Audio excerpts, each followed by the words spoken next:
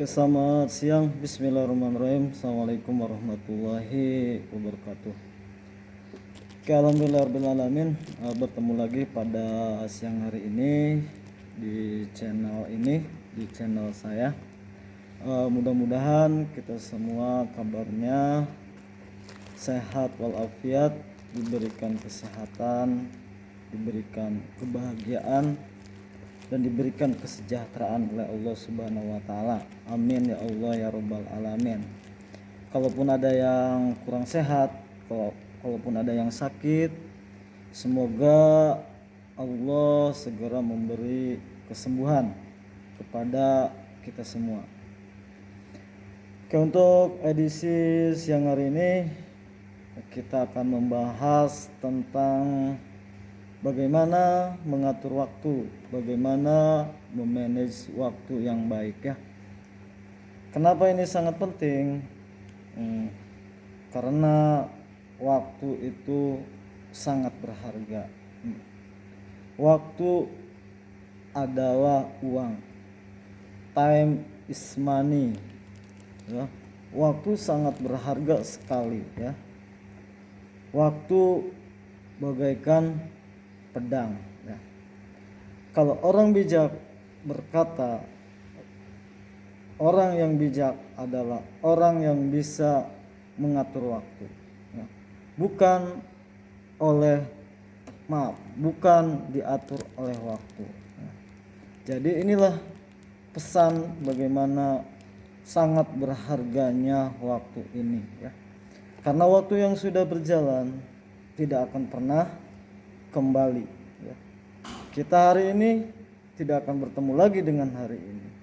Waktu bagaikan sungai, bagaikan air sungai yang terus mengalir, tidak akan pernah kembali ke awal. Inilah pentingnya memanage, mengatur waktu ya. Tadi sebagai prolog, sebagai pembuka ya, kita harus bisa mengatur waktu. Bukan kita yang diatur oleh waktu. Sangat berharga sekali yang namanya waktu ini. Banyak orang mampu membeli jam yang mahal, tetapi dia tidak mampu membeli waktu ya. Maka ini sangat berharganya waktu ini. Untuk hari ini, bagaimana kita memanage waktu yang baik, bagaimana kita mengatur waktu yang baik ya. Secara umum waktu dapat kita bagi menjadi 3 bagian. Bagian apa saja ya? Yang pertama ada waktu untuk bekerja ya, atau waktu untuk beraktivitas. Ini adalah digunakan oleh setiap orang untuk beraktivitas, memenuhi kewajibannya, baik yang bekerja, belajar ya, ataupun aktivitas lainnya yang produktif, yang menghasilkan. Maka ini dinamakan waktu untuk bekerja. Ini adalah bagian pertama.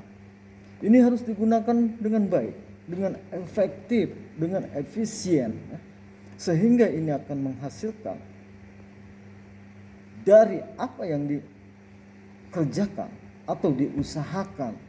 Maka ini adalah bagian waktu yang pertama. Banyak sekali aktivitas yang dimiliki setiap orang dalam melaksanakan tugasnya sehari-hari. Maka ini adalah klasifikasi pembagian waktu yang pertama. Untuk yang kedua, kita bagi waktu ini menjadi waktu untuk beribadah. Bagaimanapun dalam bekerja sehari-hari, kita tidak boleh melupakan yang namanya waktu ibadah. Ini pun harus dibagi, harus bisa memanfaatkan waktu. Kapan untuk beribadah dengan sebaik mungkin, kapan bisa bertemu dengan Tuhan sebaik mungkin. Maka ini adalah pembagian waktu. Bisa sholat, bisa mengaji, ini pun adalah cara membagi waktu yang kedua atau klasifikasi yang kedua, yaitu adalah untuk beribadah. Selanjutnya pembagian waktu yang ketiga ini adalah waktu untuk beristirahat atau waktu untuk berlibur ya. Ini bisa dilaksanakan ya. Kalau yang kerjanya siang, maka malam bisa menjadi waktu istirahat atau bisa digunakan sebagai waktu untuk berlibur ya. Mengisi hari libur bersama keluarga, bersama orang-orang yang kita sayangi, bersama orang-orang yang kita cintai.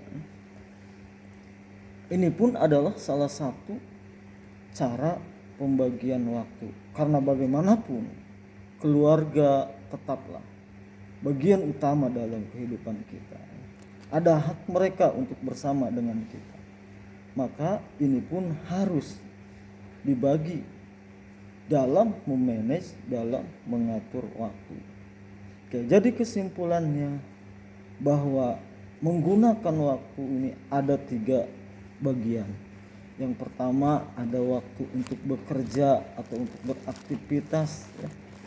Ini bisa untuk belajar, bisa untuk bekerja, bisa untuk berdagang, bisa untuk bertani ya. Ini adalah bagian dari aktivitas manusia sehari-hari. Sedangkan yang kedua, kesimpulannya adalah waktu untuk beristirahat ya.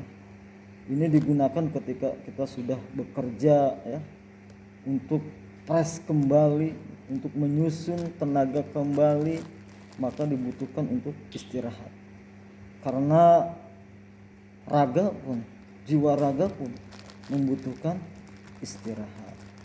Sedangkan yang ketiga, di sini ada waktu untuk beribadah ya.